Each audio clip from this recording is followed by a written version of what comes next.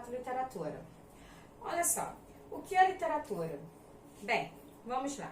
Para você aprender e gostar do que é literatura, o que acontece? Primeiro você tem que entender. Eu penso que a literatura ela me serve para viagens. Viagens diversas. Estou em pleno século XXI, vivendo um momento horrível de pandemia. Mas se acaso eu queira dar um passeio lá no século XVI, visitando o livro de Camões, eu posso. Por quê? Através da literatura, eu tenho como viajar no tempo. A literatura, eu posso vê-la da seguinte maneira, é um reflexo da nossa tradição, da nossa cultura. O que eu tenho hoje que teve no passado e que teve alguns séculos anteriores e que ainda hoje nós temos como exemplo. Eu comentei na sala, não dentro da literatura, mas só para exemplificar, né, para que vocês lembrassem, tivessem uma ideia, eu falei sobre o quê? Sobre a feijoada. Por que feijoada? De onde surgiu esse prato? Essa comida surgiu lá da senzala, né? Então, a nobreza comia toda a parte boa do animal e a galera que vivia na senzala fazia o quê? Comia os restos, e desse resto, o que veio, qual prato, qual a cultura que passamos a ter até hoje? A feijoada. Então, veja, eu tenho diversas tradições também. Festa junina, de onde vem a festa junina? É uma tradição que nós temos. E de onde, quando ela começou, por que aconteceu? Então, tudo tem uma história. Eu costumo dizer também que a literatura, ela está sempre ligada com a história. Até falo com vocês, galera, que tal fazer uma linha do tempo. Eu vou colocar para vocês no quadro, numa próxima aula. Não, acho que não essa seguinte, mas a terceira ou a quarta talvez. Vou colocar para vocês verem que a literatura, ela caminha sempre direto com a história. Ela não anda separada.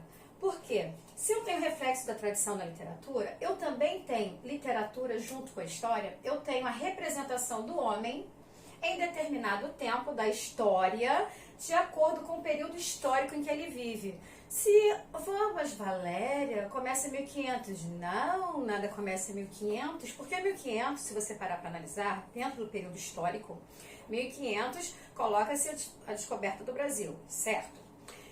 Mas vem cá, quem foi que descobriu o Brasil? Não foi a galera da Europa? Portugal? E a Itália já existia, a Europa em si já existia, então tem toda uma história antes de Cristo também a ser contada. Olha, se eu pensar no Aristóteles, se eu penso em Aristóteles, eu penso em antes de Cristo, acho que antes de Cristo 384, se eu não me engano é o ano, não tenho certeza, que vocês confiram, tá? Acho que é 384, antes de Cristo, Aristóteles. É um cara que pensava pra caramba, né? Um senhor pensante tanto. A literatura está ligada com a história, que está ligada com a arte, que está ligada com a filosofia. Então, veja, eu visualizo, eu gosto que todos vejam a literatura, até um pouquinho parecido com a Gonzaga, mas ao mesmo tempo a Manuela viu a realidade presente quando eu apresento literatura. Por quê? Porque, veja bem, quando você pensa em literatura mesmo, você vai pensar no olhar da arte. Você tem que olhar com outros olhos. Você não tem que só olhar aquilo porque aquilo é daquele jeito. Não. Tudo tem um motivo. Tudo tem um porquê. Cada um tem uma visão diferente. Tudo vai depender do seu momento. Quando você pensa em arte, eu coloco assim, né? E eu concordo plenamente, literatura e arte estão extremamente interligadas também. Eu tenho um olhar solto sobre o ser humano. O ser humano, ele simplesmente olha dali e vê. Veja, lembra que eu comentei com vocês sobre um quadro? Comentei com vocês sobre este quadro aqui? Olha só, falei para vocês de um quadro que tem 4 cavalos. Tem aqui atrás a penúria, aqui assim tá um tanto quanto escuro. 4 cavalos de cores diferentes, eu vejo como 4 cavalos selvagens. Aqui eu tenho uma queda d'água, um riacho, e digo pra vocês sempre, cara, eu quando estou estressada, eu olho para esse quadro, eu adoro este quadro. Então veja, o que esse quadro expressa pra mim é o que eu vejo, é o meu olhar. Pode não ser o seu olhar, mas ele é o meu olhar. De repente pra você, são só 4 cavalos, não tem nada a ver, mas olha, aqui parece que vem uma tempestade, é o meu visual, né? Devia ter tirado as canetas, né? Aqui parece que vem uma tempestade, está mais escuro para cá. Aqui eles estão correndo, você pode ver, ó, como se estivessem querendo sair da tela. Estão em fuga, né? Então, veja, aqui eu tenho uma nascente, eu adoro esse quadro. Dependendo do ponto de vista que vocês o observem, vocês podem ter o mesmo ponto de vista que o meu ou não. Então, veja, quando eu falo em arte, a arte, ela tem diversos olhares. Sabe Michelangelo? Michelangelo, aquele cara lá de trás que pintou a Capela Sistina, que eu chamei a atenção a vocês, são os meus cachorros, não tem jeito, né?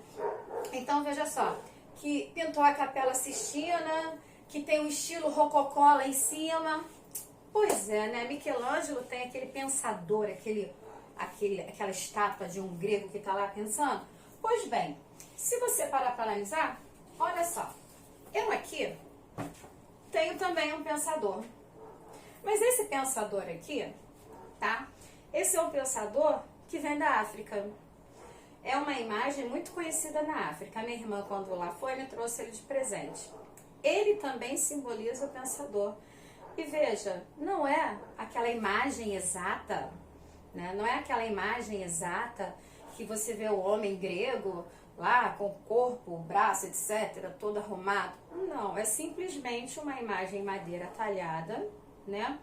Uma pessoa sentada, vou colocar para vocês verem assim, olha só, tá com os ouvidos tampados. E esse aqui, lá na África, é também conhecido como sendo o pensador. Ele, quando veio, caiu, infelizmente. Né? Também é conhecido como pensador, mas ele é lá da África do Sul. Eu ganhei esse aqui lá da África do Sul. Então, veja, tá de olhos fechados, aparentemente. Não sei se vocês conseguem visualizar, tá? Corpo nada a ver com aquele do Michelangelo.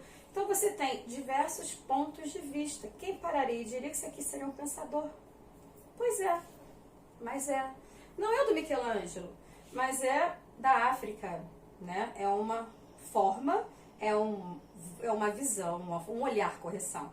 É um olhar africano, de acordo com a cultura deles, certo? Não tem nada de muito mais, mas também não se compara com a imagem do Michelangelo. Aí veja bem, coloquei para vocês o olhar da arte. Chamei a atenção aqui a fantasia, porque quando você pensa em literatura, você sai. Você se desconecta daqui. Você viaja. Como assim? Poxa, na sala de aula, eu falo do Harry Potter. Gosto de Harry Potter. Quando você pensa em Harry Potter, você pensa em fantasia, você pensa em imaginação. Você pensa em um menino que usa óculos, franjinha, que tem uma cicatriz e que tem uma vassoura que possivelmente irá voar. Afinal de contas, ele é um bruxinho, certo? Quando você pensa, me falaram, Valério, por que você não fala do Senhor dos Anéis? Tudo bem, vou falar do Senhor dos Anéis, aquele baixinho lá, menor que eu, né? Ele tinha aquele anel do poder, era tudo para ele. Aquele anel do poder o deixava cego. E como é que você ia imaginar aquele personagem pensando naquele anel, que daria a ele tanto poder, ao ponto dele se tornar uma pessoa por muitas vezes malvada? Então veja, é visto porque você visualizou no filme, é visto porque você se desprendeu da realidade. Se você consegue se desprender desta realidade para viajar no mundo do Senhor dos Anéis, do Anel, né? Se você conseguiu fugir da realidade para pensar no Harry Potter, por que você não pode fugir do mundo da realidade para pensar na literatura? A literatura, ela te leva para todos os lugares. Para onde você quer? Século XXI, tá aqui vivendo, olha que horror. Esse eu não quero.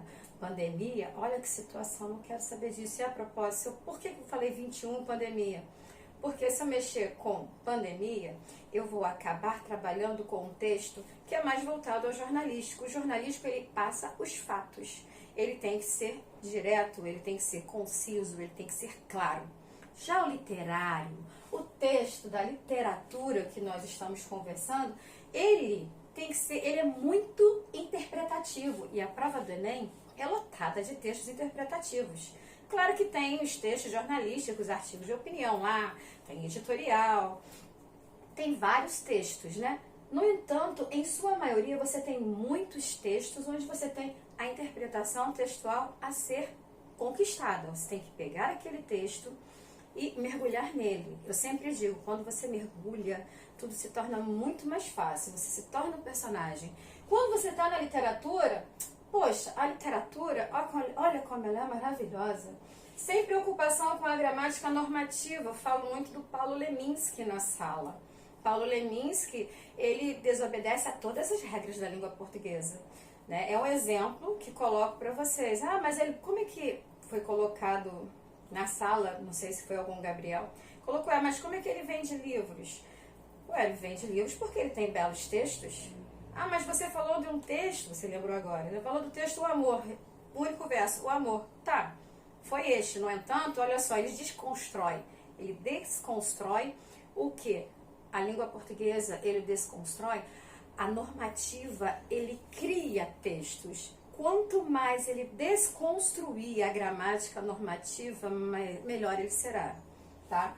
Ele não tem a preocupação, zero preocupação, sem preocupação com a gramática normativa. Essa fica para o Enem, onde você tem a redação com a norma culta, a linguagem formal. Já quando você está num texto voltado à literatura, não. Muitos fogem, quanto mais foge, mais belo fica, mais criativo ele fica, né? Muitos desvirtuam para dar outro sentido. Você, por exemplo, pega aqui, vou até pré-adiantar, a plasticidade, poesia concreta.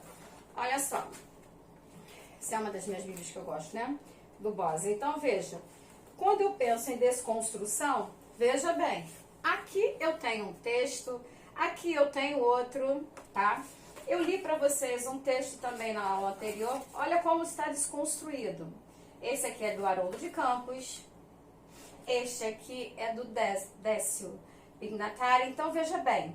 Eu tenho a desconstrução. Eu tenho a criação. Você pode trabalhar de formas diversas. Olha isso aqui que interessante. Veja, esse aqui é do Augusto de Campos. José Lins. Esse aqui é do José Lins. Então, veja bem. Você desconstrói o texto. Isto que se chama aqui, quando você faz esse tipo de desconstrução, é nada mais, nada menos do que a plasticidade. A poesia, você pode brincar com ela de concreta também. E veja, não falei, mas se eu leio para vocês, como eu li na semana passada, poesia em tempo de fome, fome em tempo de poesia, poesia em lugar do homem, pronome em lugar de nome. Nesses pequenos versos que li, eu tenho a presença da sonoridade, eu tenho ritmo, eu tenho enredo. O que é um enredo? Tem uma história a ser contada. Dentro dessa poesia eu tenho uma história a ser contada. Quando eu chamei a atenção aqui a artes, eu falei, porque pré-adiantei que a literatura ela está ligada a artes. Por quê? Qual a ideia dela? Explodir, é brincar com a palavra, explodir na sua criatividade, brincar com a linguagem. Você aqui é o momento da criação. Eu comentei também na sala de aula, falando sobre Camões. Eu falei do Renato Russo. Eu falei do livro da Bíblia, Coríntios. Eu falei da música Monte Castelo.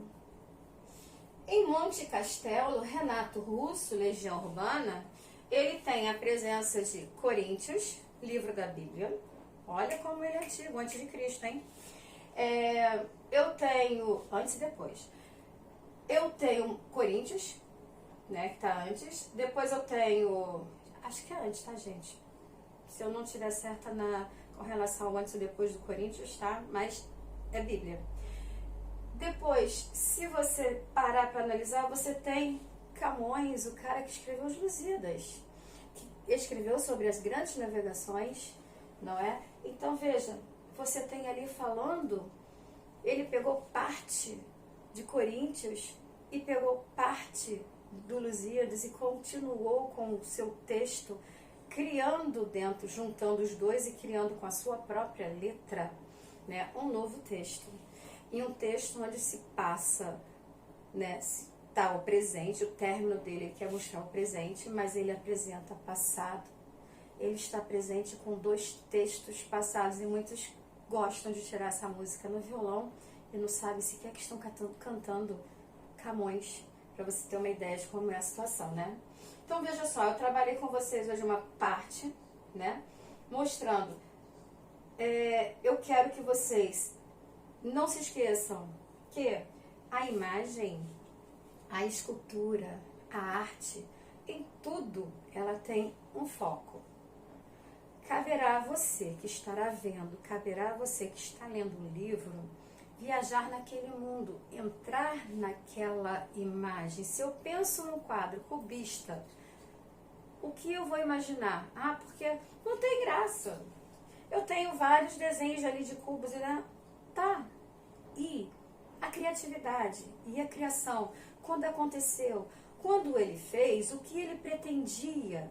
Então, veja só, a linha literária está junto com a história. Se eu tenho o reflexo da tradição, se eu tenho o reflexo da cultura, se eu tenho a representação do homem em determinado tempo da história, de acordo com o período histórico em que ele vive, eu tenho diversos pensários. Esses pensários, eles não são únicos, eles serão diferenciados. Tanto é que a cada momento que vier posterior, serão chamados de escolas literárias, certo?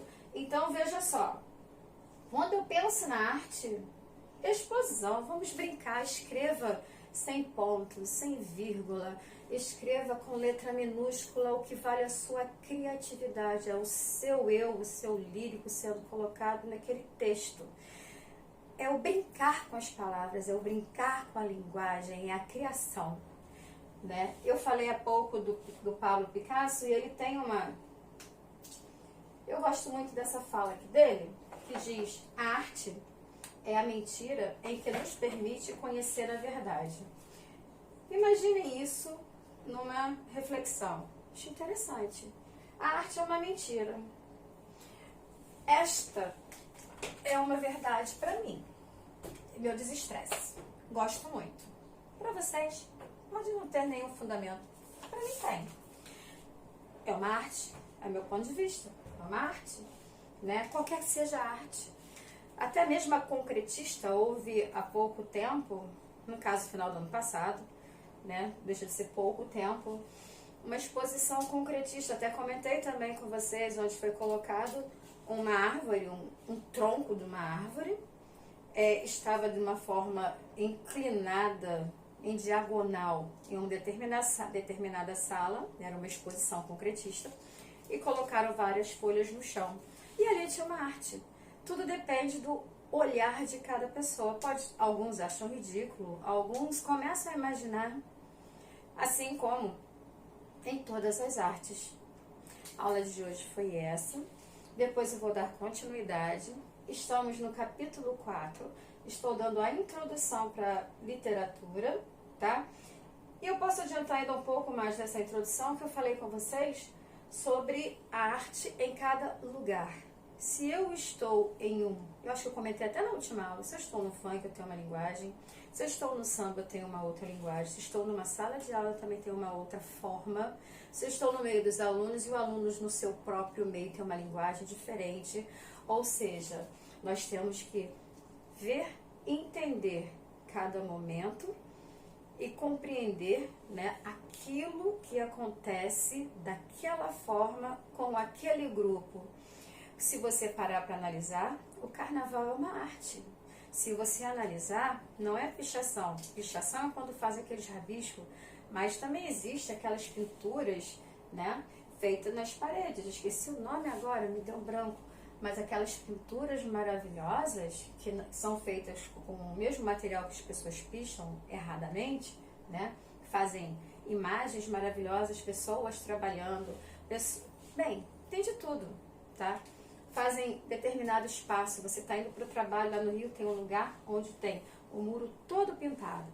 E assim, conforme você está parado naquele trânsito, que chato, ficar olhando para isso, para esse trânsito chato, você olha para um lado e tem uma imagem legal para você olhar e começar a imaginar o que será que tem ali, o que será que aquela pessoa quis dizer. É grafiteiro, é grafite, lembrei o nome, né? O que será que aquela pessoa quis dizer naquele momento? Qual a mensagem que quer me passar? É uma arte. A aula de hoje foi essa. Até a próxima.